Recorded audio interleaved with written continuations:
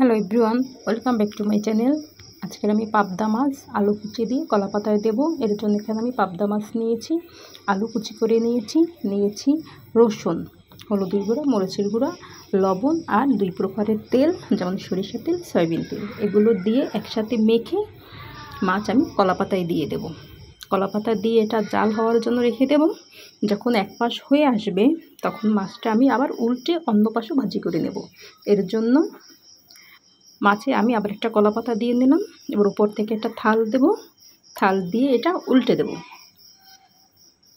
এই যে মাছের আমার এই পাশটা হয়ে গিয়েছে। এর জন্য কলা পাতা এই যে দেখলেই বোঝা যাচ্ছে। এই যে সুন্দরভাবে আমার এক পাশ হয়ে গেল।